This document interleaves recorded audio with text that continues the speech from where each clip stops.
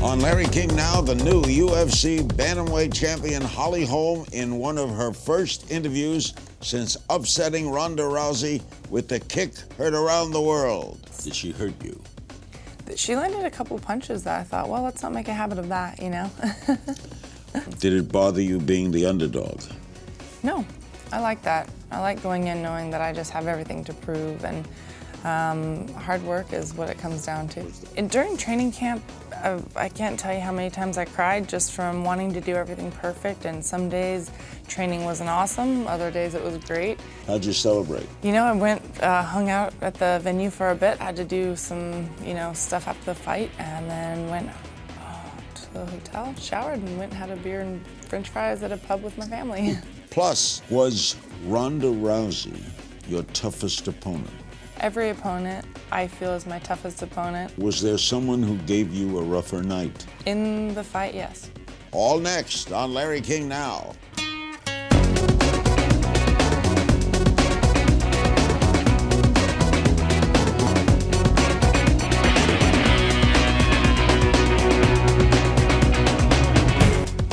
Welcome to Larry King Now. Our special guest is Holly Holm, the current UFC Bantamweight champion.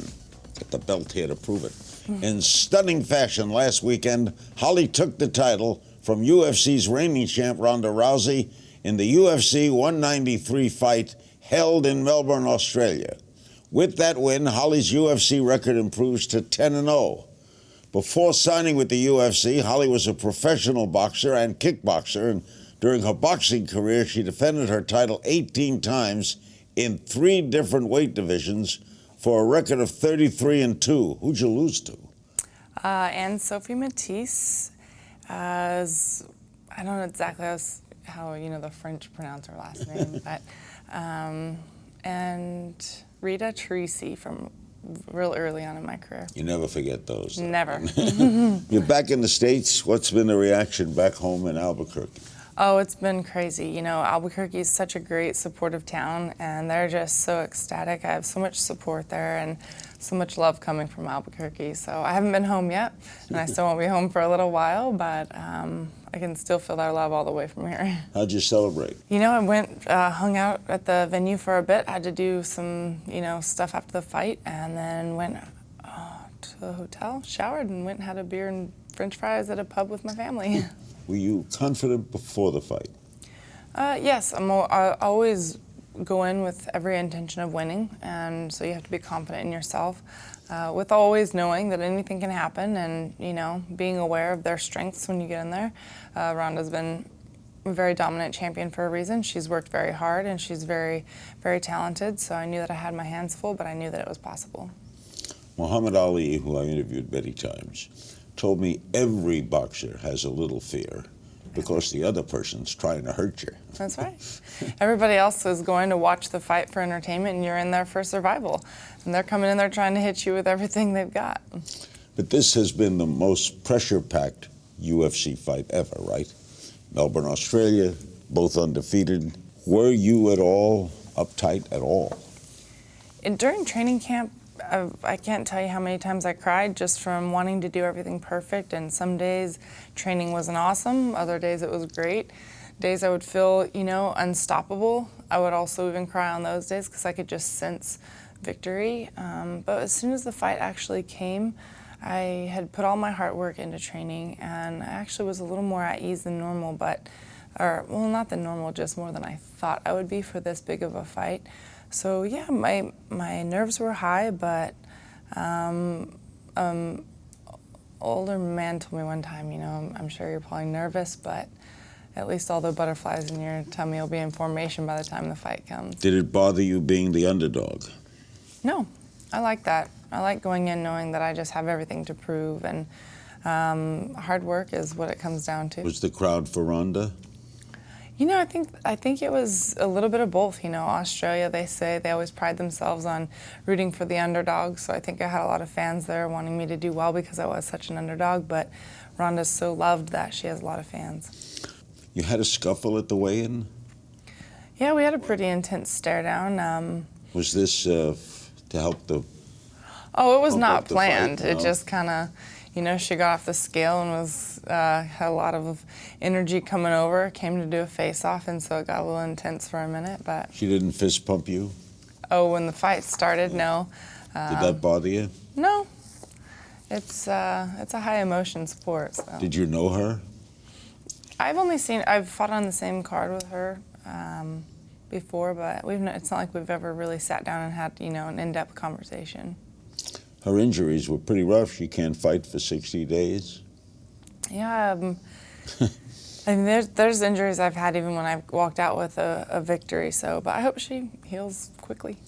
Time magazine has now labeled her a new kind of hero because she lost. So she says now she has the chance to be a whole new kind of hero, no longer unstoppable alien force, becomes something far more important, a human champion, one with vulnerabilities. It's what you do in those moments, and those are the moments you dig deep and really, work to come back hard. And so, yes, I think a lot of people really admire when somebody can come from being, knocked down and coming back and coming back strong. So I'm sure she's going to come back strong. Was she a bad sport? You can tell me. I think that she's done great for the sport because she's so passionate about what she does and carries this confidence about her. So I really don't. Everybody has their own ways of dealing with their emotion for the sport, and so I'm not going to judge it. So you don't personally dislike her? No. Have you talked to her since the fight? Not since the fight. Just right immediately after the fight, before we left the octagon, I just said, I really admire you for being such a great dominant champion, and a lot of us wouldn't be here without you, so I appreciate you. John Jones is a mixed martial artist. He said, you're the best female athlete in combat fighting. That's a lot coming from him because he's such a great fighter. I mean, he's one of a kind. He's been able to be a very dominant champion, and so it's very flattering to hear that coming from him. I wouldn't be able to even be as far as we've gotten without the help of my team and with him, so I'll just keep trying to keep making people proud. Did you have an edge? And because this was said by some boxing experts, in fact, Floyd Mayweather might have said it too, a boxer, having been a boxer, straight boxing, gave you an edge because in the stand-up part, you were more skilled than her. Your punch is more lethal than hers. You were trained as a boxer. She wasn't. She was judo. Mm-hmm. You were about. Do you think that was part of the edge that people didn't see before the fight? There's an edge with that, but on her end, if she can just get past a punch, her edge is having that clinch and being able to do judo throws and all of that. So every fighter presents their own strengths. So I don't feel like I had the edge. I just feel like I was able to control what I wanted to in the fight and not let her capitalize on her strengths. Did she hurt you? She landed a couple punches that I thought, well, let's not make a habit of that, But she got you down and you got up. You got out of it and up. She attempted for an armbar, and I was not too threatened and got right up, and that's good for me for the fight, but also for my career as a whole. Any moment like that you can actually, you do it 1,000 times in practice, but until you do it live in a fight is the only time that it really matters. So what was the winning blow? I knew I had her dazed with a couple of my straight lefts, and she kind of went to the ground and got back up, and that's when I knew that I needed to capitalize and finish, and so I went for a head kick that dropped her and then just went in to finish with some punches until the ref called it. There's a WWE wrestler, Taz, you know him? He said that the fight was preset because he thought like a wrestler, that they preset, so he set it up for the next one. No. No MMA fighting, and especially with the UFC, is ever going to be set up. These fighters go in, and there's a reason why, Dana puts out those knockout bonuses and those performance of the night bonuses, because he wants people to be motivated to go in there and perform well. Why? You're so beautiful. You're sweet. And why do you do this? It's a passion. It's a feeling like no other. It's the scariest feeling getting in there, not because you think you're going to get hurt, but because you just don't want to lose. But it is the most rewarding feeling when you win, and that's what you're chasing, is the victory. Does your husband like that you do it? He's very proud. He's very proud of what I do and very supportive. So probably raised a little bit of stress in his life when I came along, because he wants me to do so well that he does get nervous for me, but he's very good, very supportive. Holly will take us back to her boxing roots. We'll learn a little about her training regimen and what happens now for the new UFC superstar. Stay with us. This is a great belt. Yeah, it's a nice one. Heavy, too. It is very heavy. Did they give it to you right there? They did give it to me right there. And it was awesome. And then when I started packing and having to bring all my stuff back from Australia, I thought, well, this is kind of something else I have to pack, and it's kind of heavy. Did it clear security well? It could be a weapon. Actually, it didn't. They stopped me at security. You transitioned to MMA after boxing and kickboxing, right? Yes, I feel like I've made a great transition to MMA. Why did you transition? Oh, why? My whole boxing career has been out of the same gym. So I have a ton of, MMA teammates. That's what I did my whole boxing career around, and I just started getting really interested in it, and I tried it, and I just thought, I've always told myself passion first. Everything else falls into place, and I really wanted to follow through with just trying it out. Was it a difficult transition? No, I think anything you love enough and are passionate about is something you're going to make happen. It was a lot of hard work, but definitely something I was into. What was your first UFC fight like? I was coming off of 2 really big injuries. I had never had a big injury from fighting ever.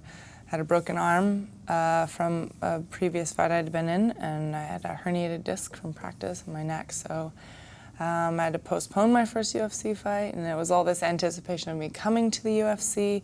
So there was a lot going into that first fight, and I just couldn't wait to get it over with, and glad it's behind me. You hail from New Mexico. Will you continue to stay there and train there? Absolutely. New Mexico is my home. The people are great, and not only that, people from all over the world come to Albuquerque for our gym. It's a very sought-out gym. We have the best coaches in the world.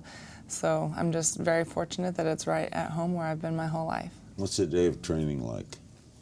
Depends on the day, but every morning we go to practice, whether it be wrestling, jiu-jitsu, sparring, any of that, and then I'll run about an average of 5 miles a day, and then I go back in and do some mitt work with my coach, and then whatever I didn't do in the morning, I might do at night. So if I sparred in the morning, I might do some grappling at night, so it's a full day. Will you fight? Will there be a rematch? I believe there will be. We'll see what happens. I just do whatever opportunities open up for me. Dana White says there will be. Yeah, I think that's great. Will you fight before that? I would love to. You make a lot of money off this. This was the biggest pay I've ever had for a fight, absolutely. You deserve that. Thank you. Now that you're in the spotlight, are you ready to handle it? I always like my privacy in my life, but I don't want to not be successful, and with success comes more lights, more cameras. You want to have family? I do. You have children?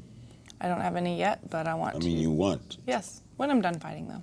Yeah, don't be a mother. No. You take a little baby into the fight. Maybe if I was 24, but I'm 34. I don't want to take time off for that. Was Ronda Rousey your toughest opponent? Every opponent I feel is my toughest opponent. Was there someone who gave you a rougher night? In the fight, yes. Who was that? I think I'm going to have to go with Anne Sophie. Anne Sophie Matisse, she was a French champion. We had our fight. She's one of my losses in boxing. She dropped me in the 6th, knocked me out in the 7th, and it was a wasn't brutal UFC, knockout. right? No. This was my toughest UFC fight. Yes. But she was tougher. That was a bad night for you. Right. I would have to say that was probably the most. That's the most I've ever been dominated. We have some social media questions. A couple. Buffy McClelland on the Larry King Now blog. Are you happy to see women getting the respect they deserve in sports? I do. I'm really glad. I like to see that they're getting recognition because they work just as hard. They've got to make it there just the same. They have to put in the hard work, and so I'm glad that they're getting a lot of good recognition. Lisa Lamborn on Facebook. What feelings do you have regarding all of the trash talking people have done towards Ronda Rousey since your win? I know when you're on top, people are going to say what they want, but I feel like she's done so much for the sport, and she's a human being. She's got a life, she's got a family, she's got feelings, and I don't like when they get too brutal about stuff. I know she's tough enough, she can probably handle it, but some of them are a little over the top. In a rematch, do you think she would do something different? I think she'll come back with a different plan. Every fight's different. I don't ever expect anything to be exactly the same, so I would just have to train twice as hard. Link Simpson on Twitter. Do you think other great boxers would have made a successful transition to MMA? I say give it a go. I'm glad I'm the first one that was able to I'm the first one that's been able to get a belt in both and have a championship, but that just shows it's doable. And this is the silliest one of all. Okay. At KJM1016 on Twitter, what do you think my signature, me, Larry, my signature MAA move would be? Ponder it. I am going to go with... What, Holly? You are going to get What? so much into their head. They're going to be beat before they even get in there. I'm going to mentally win. Yes. Almost I just have to tap them. And they're done. Thanks, doll. Thank you. Big thanks to my guest, the new UFC Bantamweight champion, Holly Holm. Be sure to check out a special extra segment on our Larry King Now blog. We'll play a game of If You Only Knew. And as always, you can find me on Twitter at King's Things. I'll see you next time.